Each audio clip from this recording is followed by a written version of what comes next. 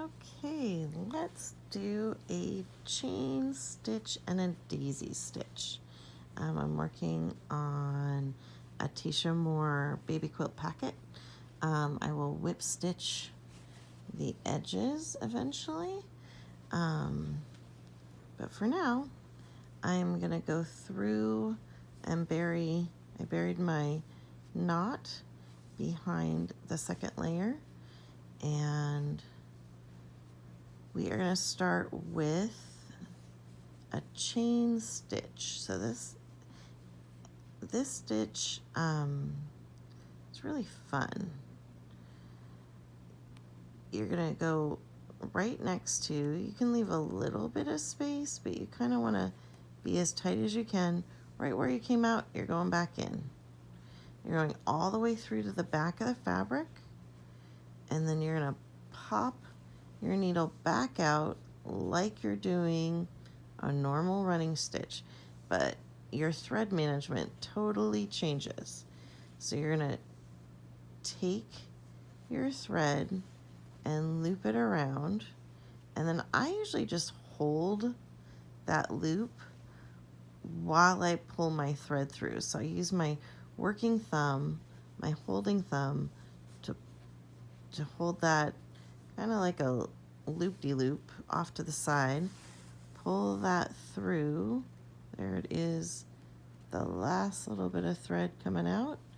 Now I have two options here. I can couch stitch this and just stick a couch at the top and have a single petal, which, let's try it. Let's try it would be considered a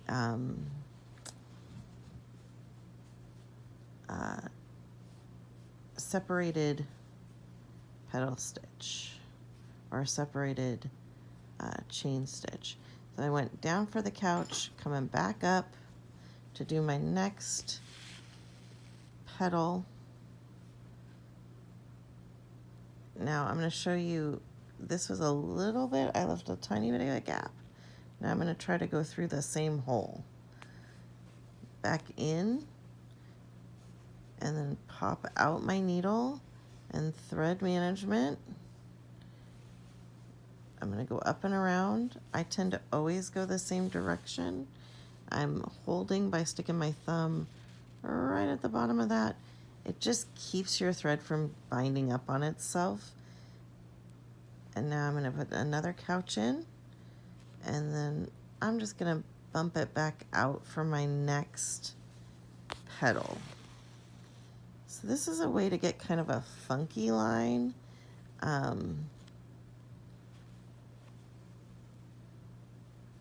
And it does have its own appeal, doesn't it?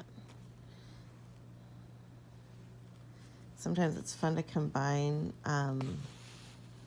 this stitch with like a cross stitch here in a different color. So you have like petal, petal, petal, cross, cross, cross, cross. Kind of neat. But I really like the look of this. Back out.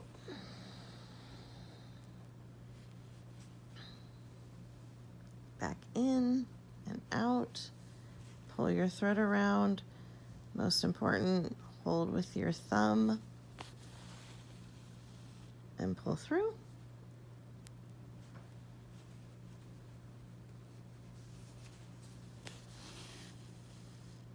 There we go.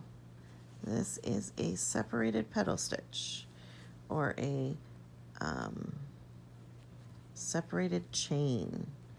So now that we're used to working with that petal, we're going to hook them together and do a chain stitch in our next row, and then the last row, actually no, let's do it this way. Let's do a chain stitch here, but in between, let's do a couple daisies.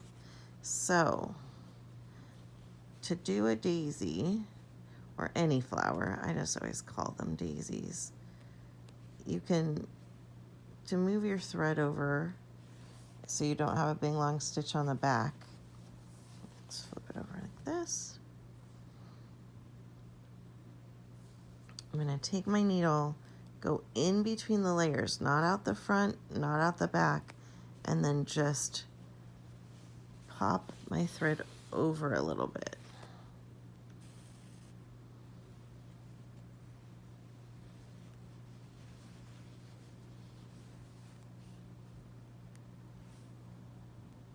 I'm going up and through.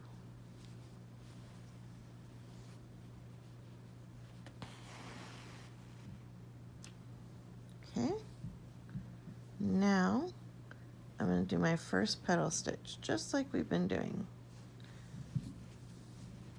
Out and in, couch. Now,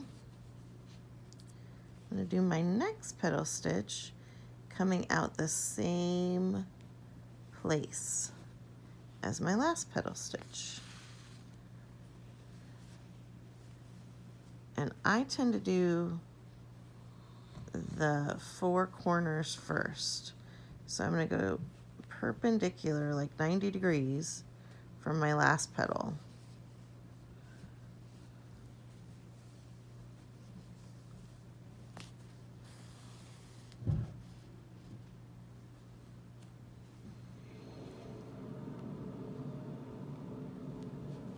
There we go.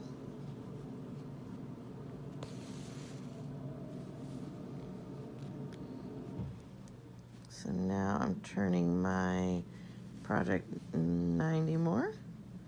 I'm doing my next petal.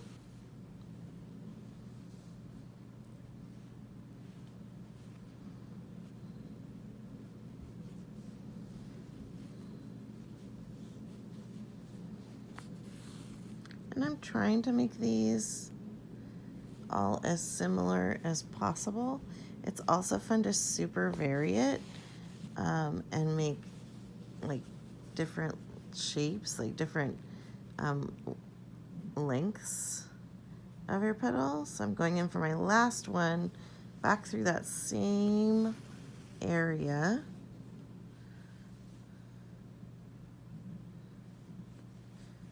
And back in and out and around.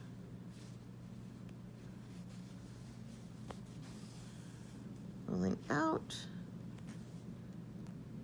couching it.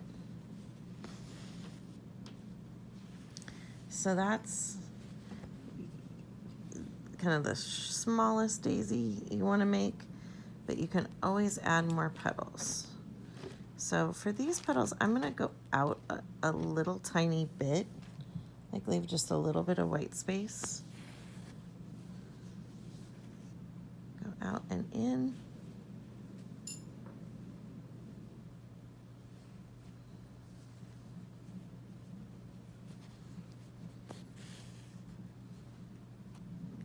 And